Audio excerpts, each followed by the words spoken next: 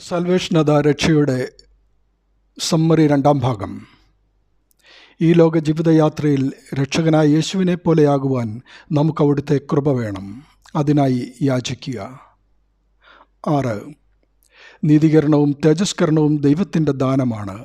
എന്നാൽ രക്ഷിക്കപ്പെട്ടുകൊണ്ട് ഇരിക്കുക എന്നതും വിശുദ്ധീകരണവും നാം ജീവിതത്തിലൂടെ ആർജിച്ചെടുക്കേണ്ടതാണ്. 7.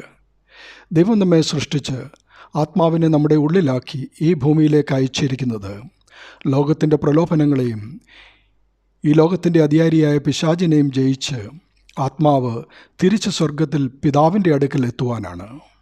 എന്നാൽ നാം വന്ന വഴിയും യാത്രയുടെ ഉദ്ദേശവും മറന്നുകൊണ്ട് ഇഹലോക സുഖങ്ങളിലും ലഭിച്ച അനുഗ്രഹങ്ങളിലും മുഴുകി തിരികെ പോകാൻ മടിച്ച് ഈ ഭൂമിയിൽ തന്നെ അധികകാലം വസിപ്പാനാണ് നാം ആഗ്രഹിക്കുന്നത്.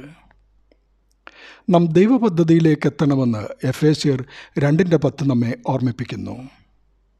പ്രിയമുള്ളവരെ, അവസാനത്തോളം സഹിച്ചു നിൽക്കുന്നവൻ രക്ഷിക്കപ്പെടും. അതുകൊണ്ട് സഹനങ്ങളെ ക്രിസ്തുവിനെ പോലെ ആകുവാനുള്ള വഴിയായി നാം സ്വീകരിക്കുക. ചില സഹനങ്ങളിൽ നിന്ന് ലഭിച്ച നന്മകൾ ഇന്ന് നമ്മുടെ സാക്ഷ്യങ്ങളല്ലേ? തേജസ്കരണത്തിന് ക്രിസ്തുവിലുള്ള സഹനങ്ങൾ നമ്മെ സഹായിക്കും. ദൈവനാമം മഹത്വപ്പെടട്ടെ. ആമേൻ.